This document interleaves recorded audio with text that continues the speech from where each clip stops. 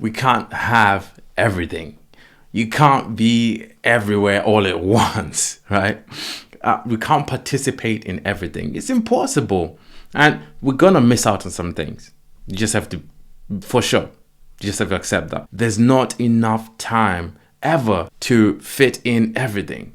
And that time will eventually run out. And when it does, we're all going to die. Those are the simple facts of being a human being. And once you actually accept that, you will stop agonizing over the experiences that you could have had or that you didn't have, and start appreciating the experiences that you can actually have and are able to have. Hello. So January is one of those months where some people get rich because so many people sign up for, workout programs, etc., life-changing stuff. This is a good month for some people. Whereas for some people, it makes them miserable about themselves because maybe for some reason they were not able to stick to their New Year's resolutions. But January is coming to an end. And I have a question for you, right?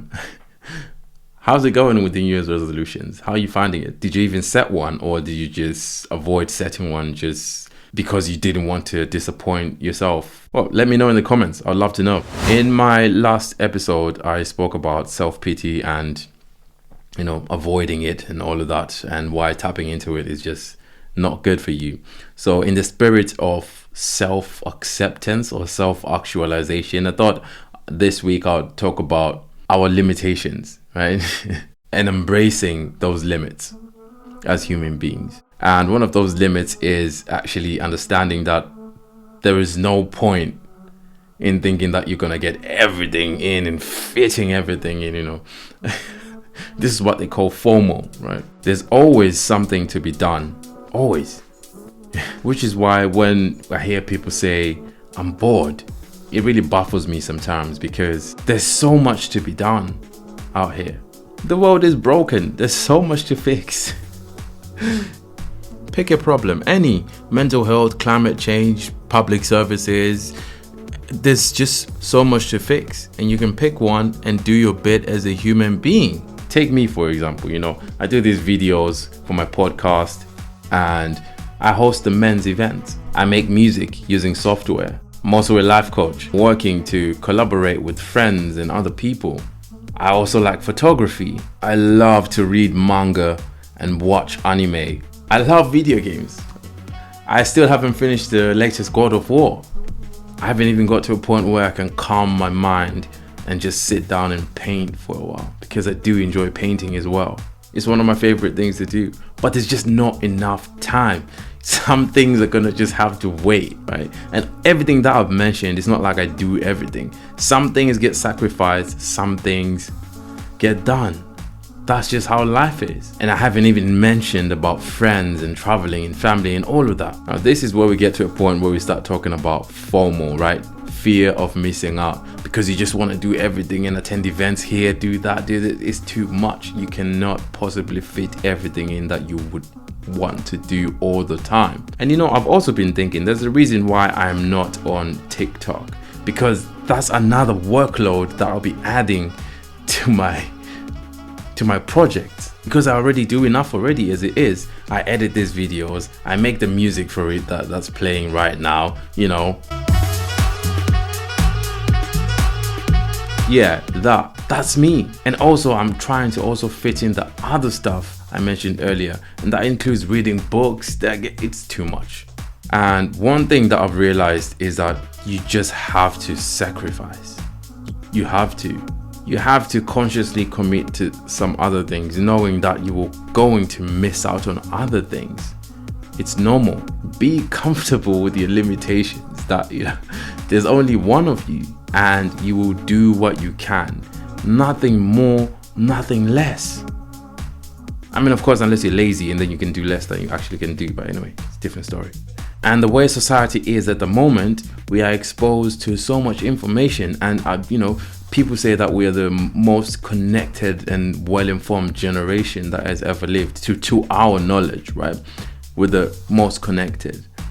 But that's also working against us, because now, because we can see what other people are doing and what other things are happening around the world, we're looking at it thinking, "Oh, I could be doing that, I could be doing that." And so many people are stressed. And we think that there's gonna be a point where we feel as if we are on top of everything and, you know, we're done now. Now we can chill and make time for what's more important. I'm currently reading a book actually called 4,000 Weeks, Time Management for Mortals. Yeah, it's by a productivity expert. This guy had a column at The Guardian, and he was basically, I think it was every week he was writing about how to hack your time and how to manage your time better. And he's tried and tested so many models, yeah, of managing your time and everything. And this book speaks so eloquently about around this topic right here, because it says that we all have 4,000 weeks in our lifespan. Yeah, some people might be lucky and have about 6,000, and that's when you're around 100 years old or something. This book basically mentions our existential crisis of drowning in work and things to do and getting on top of things, right? But the author correctly states that as soon as you become good at something, there's gonna be more things that need to be sorted, right? Because as soon as you get something sorted, yep, another one needs to get done, another one needs to get done. So the higher you climb, the more it just keeps rolling towards you. The goalpost is always shifting, right? And especially if you're an employee, because you're not part of the board of directors who are making the decisions. So basically your life is going according to that stream of their decision making, right? And this is not me trying to talk down on employment or anything. Just, he talks about this, the efficiency trap, right? That you're trapped in this efficiency loop. And this actually reminded me of my time when I used to work at the property law firm. And because it was as soon as I dealt with more things, like you tick off the emails and the phone calls and everything, more stuff will come. And if you get efficient at dealing with a certain number of cases, you get given more. It never ends. It's constantly coming. And the more efficient you get, the more they're like, "Oh, well done." So now you're a more efficient cog in the machine, right? So you can be given more things to do. That was a lot. Man, the levels of stress in the office were unreal. You could taste the tension in the air. People were stressed in there because it's property and people want their properties sold. So there's that, the urgency. Oh my God, I do not miss that at all. I couldn't handle it, so I bounced. I was like, nah, I can't handle it. You know what they say, if you can't take the hit, get out the kitchen. So we know we have limited time on this planet, and you just can't waste it doing something that you feel miserable doing. You need to think of yourself first and put yourself first. So the author of the book, Oliver, he proposes that to get over the fear of missing out is so first of all, you need to admit defeat, right? And I have a quote here that basically illustrates that. I'm going to read it for you. He says, "You have to choose a few things and sacrifice everything else and deal with the inevitable sense of loss that results." And then he talks about how the word decide is basically, its Latin origin is to cut off. And the way I rationalize this is, and he does make a reference that the word decide is a cousin to the words homicide and suicide. And in my head, I thought homicide is you are deciding for someone else because you're cutting off every other option they have, right? You're ending their life. You're cutting off the options. That's homicide. And suicide is cutting off your own options, as in you're ending all the other options for yourself. So I thought that was a really cool link there. I was nerding out a little bit. I'm sure someone somewhere somehow has made that connection, but I thought that was a real cool moment of kind of linking the words together there by yours truly.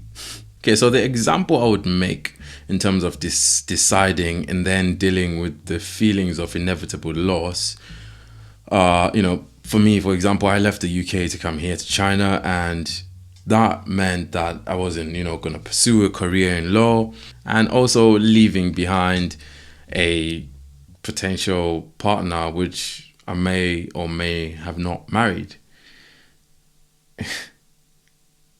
But I guess we will never know.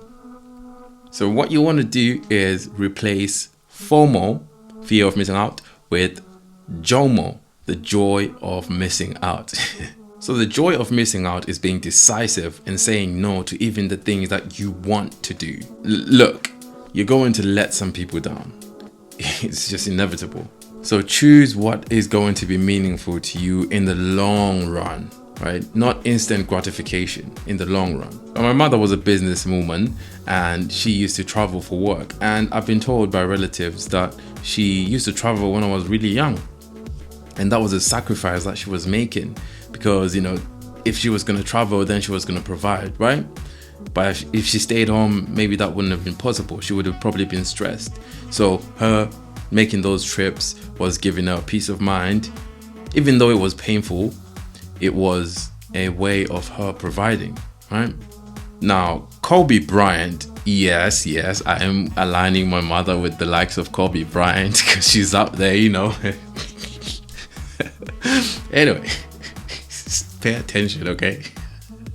Now, Kobe says that there's a choice that we all have to make, right? He says we can all be masters at our craft, but you have to make a choice and understand that there are inherent sacrifices that come with that. The sacrifice of being a great friend, a great sibling, a great parent, and all of that. And the funny thing that Kobe said, which he also laughed about, was that his wife told him that, okay, if you're gonna spend this much time away from the family, you better win that championship. Right? Now that's a real one.